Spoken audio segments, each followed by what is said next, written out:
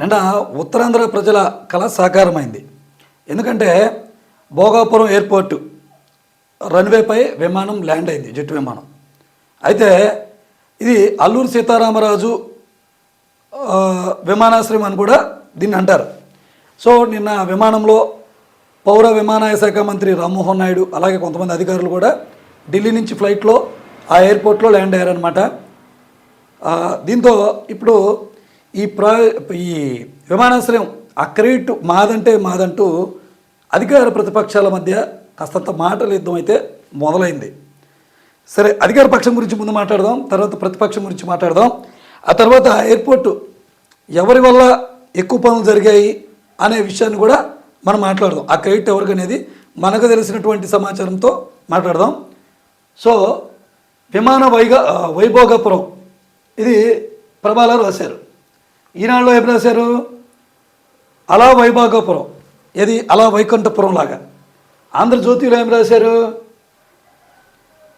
ఎగిరొచ్చిన air boss Bhogapuram ఎయిర్పోర్టులో క్షేమంగా దిగిన విమానం, తొలి ఫ్లైట్ ల్యాండింగ్తోనే పులకరించిన ఉత్తరాంధ్ర. ఢిల్లీలో బయలుదేరి ఉదయం 11 గంటలకు ల్యాండింగ్. ఉద్రిక్త క్షణాల మధ్య ట్రైలర్ని విజయవంతం. కేంద్ర మంత్రి రామ్మోహన్, ఇతర ప్రతినిధుల రాక. ఘన స్వాగతం పలికిన ఉత్తరాంధ్ర ప్రజాప్రతినిధులు. సో ఎవరికి అనుకూలంగా వాళ్ళు రాసుకొచ్చారు. ముందు మన కేంద్ర మంత్రి రామ్మోహన్ నాయుడు గారు ఏమంటారంటే, భోగాపురం ఎయిర్పోర్టు గేమ్ చేంజర్ అంట. సీఎం చంద్రబాబు విజన్ వల్లే అది సాధ్యమైంది. కేంద్ర మంత్రి కింజరాపు రామ్మోహన్ నాయుడు ఈ వ్యాఖ్యలు అంటున్నారు. తర్వాత మన ముఖ్యమంత్రి చంద్రబాబు నాయుడు గారు ఏమంటున్నారు? అభివృద్ధికి ఊతం, భోగాపురం వ్యాలిడేషన్ ఫ్లైట్ విజయవంతం కావడం శుభపరిణామం. రీజనల్ కనెక్టివిటీ బలోపేతం. ఈ ప్రాజెక్టుకు ప్రధాని మోదీ మద్దతు ఇచ్చారు. గడువు కన్నా ముందుగానే రెగ్యులర్ సేవలు. ఎక్స్లో సీఎం చంద్రబాబు ఆయన అంటున్నారు.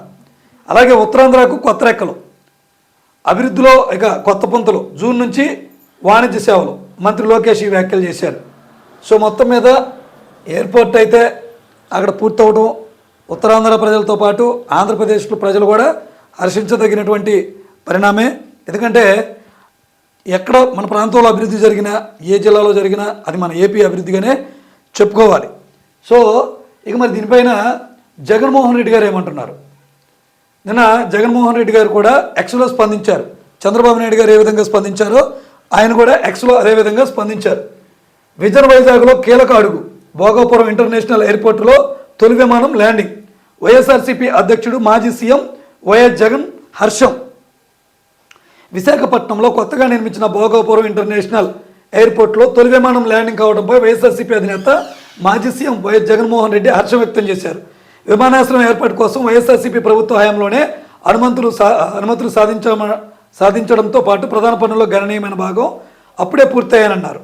విశాఖపట్నంలో కొత్తగా నిర్మించిన భోగాపురం ఇంటర్నేషనల్ ఎయిర్పోర్టులో తొలి విమానం ల్యాండింగ్ కావడం ఆంధ్రప్రదేశ్ అభివృద్ధి మార్గంలో ఒక మైలురాయి. విజన్ వైజాగ్ లక్ష్యాన్ని సాధించే దిశగా కీలక అడుగు పడింది. మా పాలన కాలంలో వేగవంతమైన అనుమతులు సాధించడమే కాదు, ఎయిర్పోర్టు నిర్మాణం కోసం భూములు ఇచ్చిన వారి పునరావాసం కోసం, భూసేకరణ కోసం సుమారు 960 కోట్లు ఖర్చు చేశాం.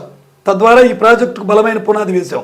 ప్రాజెక్టుకు సంబంధించిన ప్రధాన పనుల్లో గణనీయమైనటువంటి భాగం అప్పుడే పూర్తయింది. ఈరోజు మేము చేసినటువంటి కృషి ఇవాళ కీలక మైలురాయిని చేరుకునేందుకు ముఖ్య కారణం అని చెప్పేసి ఆయన అంటున్నారు. సో ఇంకా వైసీపీ శ్రేణులు ఏమంటున్నాయి? Jagan vision that is Bhogapuram. Uttarandhra మణిహారంగా వైజాగ్కు భోగాపురం విమానాశ్రయ నిర్మాణం.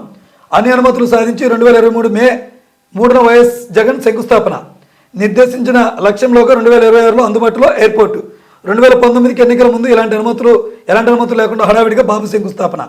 భూసేకరణ కూడా చేయకుండా చేతులు ఎత్తేసిన బాబు సర్కార్. 2022లో కోర్టు కేసులు తొలగించి భూసేకరణ పూర్తి చేసిన జగన్ సర్కార్. అదే ఏడాదిలో విమానాశ్రయ నిర్మాణానికి ఎన్ఓసి ఇచ్చిన కేంద్రం. సో కొన్ని ఈ వీళ్ళు మాట్లాడిన ఎవరైతే కాంట్రాక్టర్ ఉన్నారో ఆయన మాట్లాడినటువంటి మాటలు ఏ సంవత్సరంలో ఏమేం జరిగింది మొత్తం కూడా వీళ్ళు వార్తలు అయితే ఇచ్చారు. సో వీళ్ళు ఏమంటారంటే వైసీపీ క్రెడిట్ ఆయన చోరు చేస్తున్నారని చెప్పి అంటారు. వాస్తవానికి ఈ ఉత్తరాంధ్రలో ఈ భోగాపురంలో ఎయిర్పోర్ట్ కట్టాలనేటువంటి ఐడియా ఎవరిదంటే మన చంద్రబాబు నాయుడు గారిది. 2015లో అంటే 2014లో ఎన్నికలు జరిగినాయి, కూటమి అధికారంలోకి వచ్చింది కదా. అప్పుడు 2015లో ఈ ప్రాజెక్ట్ ఐడియా చంద్రబాబు నాయుడు గారికి వచ్చింది. అప్పుడు విమానయాన శాఖ మంత్రి ఎవరంటే అశోక్ గజపతిరాజు గారు. వీళ్ళిద్దరి సారథ్యంలో ఈ ఐడియా ముందు పడింది, ప్రతిపాదనలు పంపారు, బాగానే ఉంది. అయితే ఈ ప్రాజెక్ట్ కట్టాలంటే ఈ విమానాశ్రయం దగ్గర దగ్గర 2700 నుంచి 2800 వరకు భూసేకరణ అవసరం. మొత్తం 2700 నుంచి 2800 వరకు భూమి అవసరం. సో దీంట్లో కొంతమంది రైతులు ముందుకు వచ్చారు భూములు ఇవ్వడానికి, మరి కొంతమంది ఇవ్వలేదు. దీనివల్ల మరి బలవంతంగా అక్కడ నిర్మాణం చేపట్టలేరు కదా, చట్టపరమైనటువంటి అడ్డంకులు ఏర్పడతాయి కాబట్టి కట్టకూడదు. కాబట్టి ఈ చట్టపరమైనటువంటి అడ్డంకుల వల్ల కట్టలేకపోయారు. తర్వాత ఇటు రాజధాని అని, ఇటు మళ్ళీ ఈ భూసేకరణ అనేది, ఇక్కడ భూసేకరణ చేయాలి, అక్కడ భూసేకరణ చేయాలి. సో ఈ రెండింటి మీద ఫోకస్ పెట్టలేకపోవటం, రకరకాల కారణాలతో ప్రభుత్వం మారటం, ఇదన్నిటితో అవి శంకుస్థాపనకే పరిమితమైంది. అప్పుడు తర్వాత 2019లో వైసీపీ అధికారంలోకి వచ్చింది. మళ్ళీ ఈ ప్రాజెక్టు పనులని జగన్మోహన్ రెడ్డి గారు మరి గత ప్రభుత్వంతో ఇది పూర్తి మొదలుపెట్టారు కదా, వీళ్ళు పక్కన పడేద్దాం అని కాకుండా దీన్ని ఆ ఉత్తరాంధ్ర అభివృద్ధి చేసే దిశగా ఈయన పనులు మొదలుపెట్టాడు వేగంగా. ఏమేం చేశాడు ఈయన పనులు మొదలుపెట్టినట్లో ప్రధానంగా భూసేకరణ వేగవంతం చేశాడనమాట. ఏంటి భూసేకరణ వేగవంతం చేశారు. సో ఈ భూసేకరణ, అలాగే దానికి కావాల్సినటువంటి నిధులు,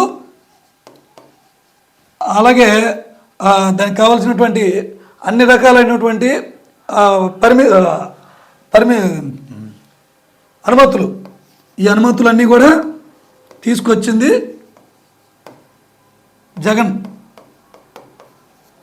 దీనికి వీళ్ళు లక్ష్యం కూడా నిర్దేశించుకున్నారు, 2026 కల్లా కంప్లీట్ అవుతుంది, డెడ్ లైన్ పెట్టుకున్నారు వీళ్ళు. అయితే ఇప్పుడు అనుకున్న ప్రకారమే ఇప్పుడు 2026లో ఇది పూర్తయింది. అయితే ఏదైతే శంషాబాద్ ఎయిర్పోర్ట్ ఉందో అది కట్టింది కూడా ఇదే కాంట్రాక్టర్. వీటిలో ఇంకొక విషయం ఏంటంటే, ఎవరైతే 2014లో తీసుకున్న కాంట్రాక్టర్స్ ఉన్నారో వాళ్ళందరినీ ఆపేసి కొత్తగా రీటెండరింగ్ పిలిచాడు ఆయన.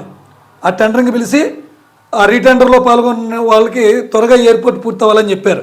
సో ఆయన హయాంలో ఐడియాలజీ వచ్చిన జగన్మోహన్ రెడ్డి గారి పరిపాలనలో దగ్గర దగ్గర ఒక 80% పూర్తయిందని చెప్పాలి ఈ ఎయిర్పోర్ట్. మిగతా 20% లేదా 30% ఇప్పుడున్న కూటమి ప్రభుత్వం దీన్ని కూడా ఇంకా ఛాలెంజ్ తీసుకుని ముందుకెళ్ళింది. సో ఓవరాల్గా ఇంకొన్ని అంశాలు మనం పరిశీలించినట్లయితే, ఈ భోగాపురం ఎయిర్పోర్టు కళ సాకారం ఎలా అయిందా అంటే, మొట్టమొదటిగా నిర్మాణ ఒప్పందం ఎప్పుడు జరిగిందంటే తిరిగి 2020లో ఏప్రిల్లో జరిగింది. అలాగే భూమి స్వాధీన పనుల ప్రారంభం 2021 మేలో ప్రారంభించారు.